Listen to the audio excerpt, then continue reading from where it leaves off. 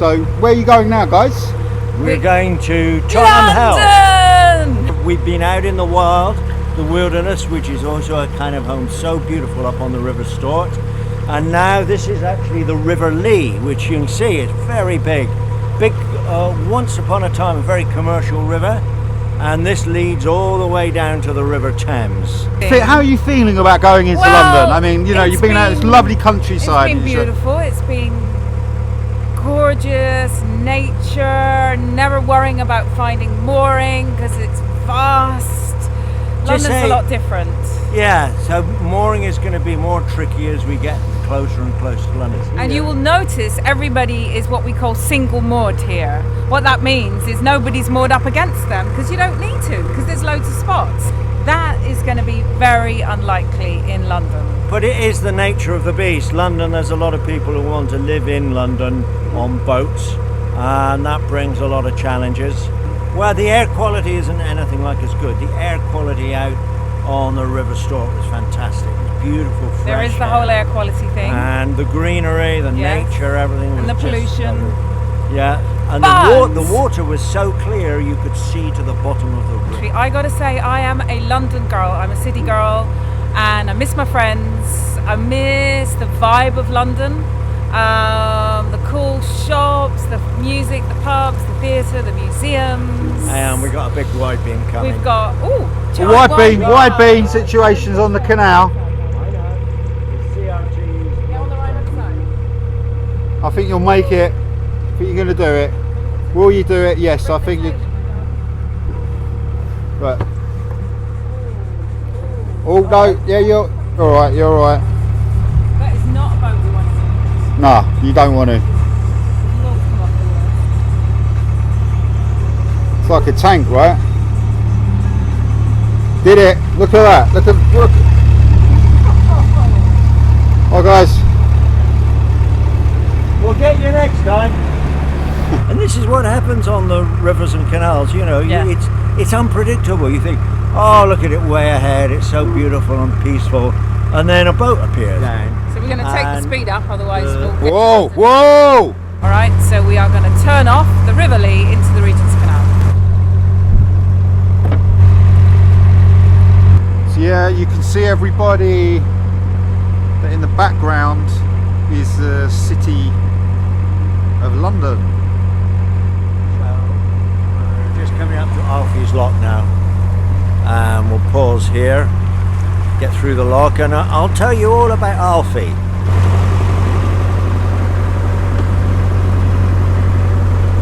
So the man of steel is walking over to the lock here. As you can see, he's going to open up the lock with his bare hands and this metal. Bare hands? What? Bare hands. Have you got bare hands? Take my gloves off. No, you can't take. You've got to put your bare gloves on. My bare gloves. Yeah. Okay, that's all right. So you got these lovely geese in the lock, and there's a sign there that says, "Don't let the geese get trapped in the lock." So I don't know what we do about this. All you do is just lean into it, because you just use your body weight. It's very efficient. You don't have to really stress your body. You just. Look, more geese coming in. No, we don't want them in. No, we want them out. look at these beautiful geese. Look at them, lovely. Alfie's Lock. It's called Alfie's Lock because Alfie was the lock keeper here for many years, and they decided to rename it, not Pickett's Lock, but Alfie's Lock, because he was such a famous figure on the waterway here. And apparently, I think he loved chocolate. You had to bring him a Bounty bar or something like that. I don't know how to get them out.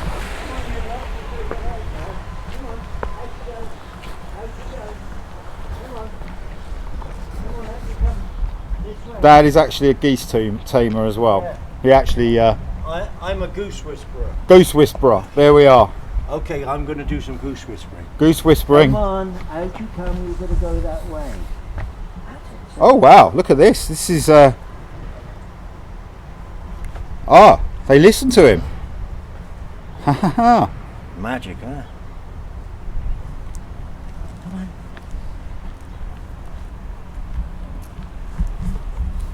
It's something I noticed every time you're on the canal. It's just so different, you know, every aspect and every experience. And coming on this day today, it's a lot more calmer today. It feels. It's interesting. And Almost like them geese are a sign of that, you know. So opening up the lock, the boat's coming in.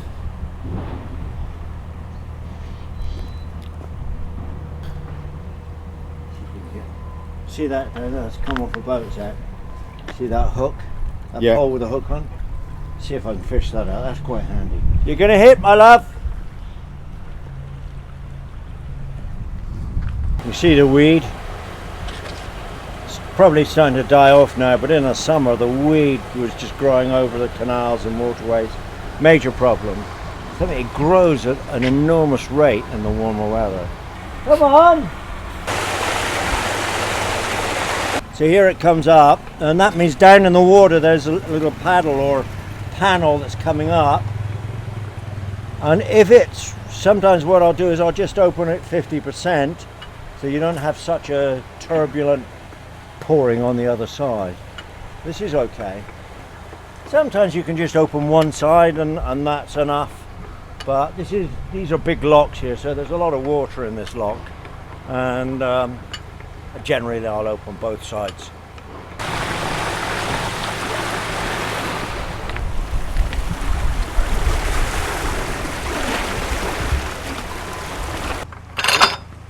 Oh, oh. So have you ever got trapped in a lock?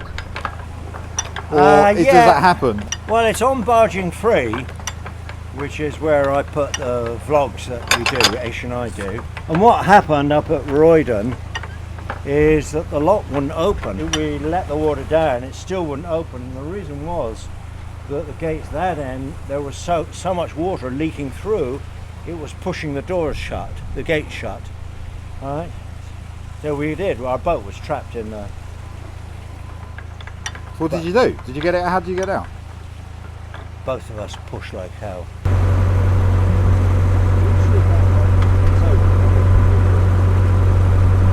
I think one of the secrets or principles of any cruising is not to try and do too much. It is a process of continuous vigilance. You know, like we're here now, and what I'm aware of, there's a breeze coming across from left to right, and the boat could get pushed around a bit. I see there's a log coming up on our right. We'll have a look at that in a moment. You can just see the log over there. So yeah, you have to be vigilant.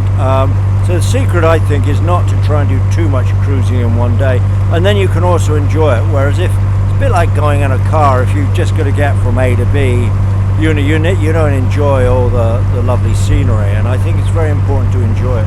So what I've observed is that there's a lot of kind of industry, power stations, warehouses, factories, and they're put on the outside of London more, especially northeast and east. So I guess the way London developed, a lot of residential stuff in the centre and west.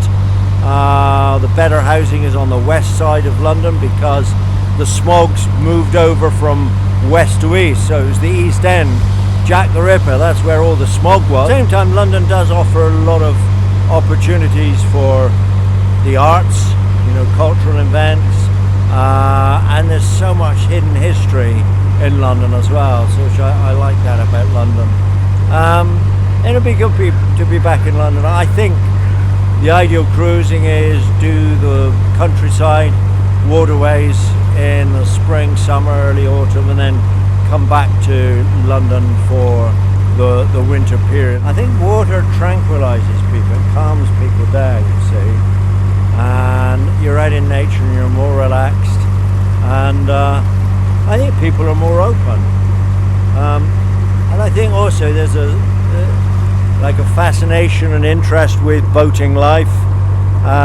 So people are often curious, like how you're doing, where are you going, where have you been, and there's always topics for conversation. And it's funny that when you see these things from a distance you think, am I going to get through that? They're doing some sort of repair or construction here, and they put these buoys out here to push the boats over. So as we move further and further into London, we'll see the cranes and all the construction and the big tower blocks going up and so forth. So Into the belly of the beast. it is what it is, compression. A lot of people rushing around, depressed, having to commute in crushed conditions every day to work. It's not a great pleasure, really. Somebody's got to take this boat at a reasonable speed instead of We can't be the that snail's far. pace that we're underway with Alan. What Whoa, that's well fast. Oh my God, we've moved from 1 mile an hour to Yeah. 1.5. Oh, no, it's so quick. All right. Dad, you're playing the submarine. We've got a submarine suit for you. Okay. All right? And then- Goggles. Yeah, goggles. Russian goggles. Seaside calf, proper calf. Look at that. There we We're go. running out of proper calves in the world. There's none left. Nowhere. You I get know. proper Look, it's chickens. the only cafe left in the world is there. That is quite a sight, isn't it? Stonebridge Lock fairly soon. Yeah. And then if we did want to go all the way to Victoria Park, it is doable in a day. There we go. Look, this is a rare kind. Look, we got a bus, we got a canal boat, and Van. there's a man cycling as well. You see what I mean about as you get closer and closer to London? You will see we are nose to tail or stern to bow, as we say in the boating world, of boats. So I'm wondering if there's like a winter mooring up here and people are paid so they don't have to moor their boats. That's what a winter mooring is. So maybe these are Londoners going into work. I don't know. It's interesting. I never saw this many boats coming up. So you should tell us about what your feelings about coming into London. Well, I was saying earlier, I feel good. I mean, I feel very blessed that I get to experience both worlds, let's put it that way. But I do like London, especially during the winter time. I think, when it's a bit cold and beautiful countryside's looking a little bit bare and grey and you're in a wee village miles from anywhere, London's a cool place to be. How do you find living in London? Like living in London, Right. On the canals. How do you find that? Well, it is congested and it's not very beautiful. And I think when you've been out in the countryside and you see how beautiful canal boat life can be, that is an adjustment. A lot of London isn't beautiful, but especially the canals, because they were there for industry. So a lot of the buildings going onto the canals are still sort of industrial. It's not beautiful, but I still love it. I am a Londoner. I like the vibrancy of the life. I like the people on the canal. We've got good friends down there. So there's a nice community. I do like it. Would I stay in London all the time? No, I wouldn't. Even if I could, I think I'd want to get out for a really good chunk of the year. Spring and summer, you don't want to be in London. I mean, it's nice to go through, don't get me wrong, but oh boy, spring and summer on the canals, you want to be in the countryside, on the rivers, not just the canals as well. Yeah, it's the A10.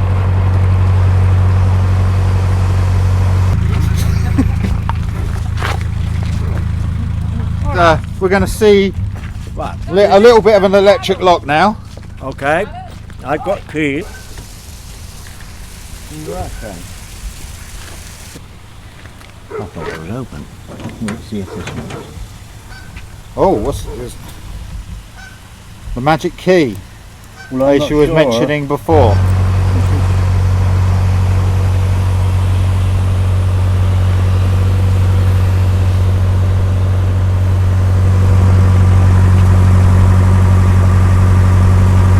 Look at that, there's a wooden house up there. Yeah, here's the Tottenham Hell Tube Station. So this will be our first tube station that we will be at. Not a big lover of Tottenham. No offence, all Tottenham people, if I'm not putting your city down, your town. But it's not where I'd hang out. However, it's a good stopping point. Not peaceful as you can hear. There's a lot of construction in this town.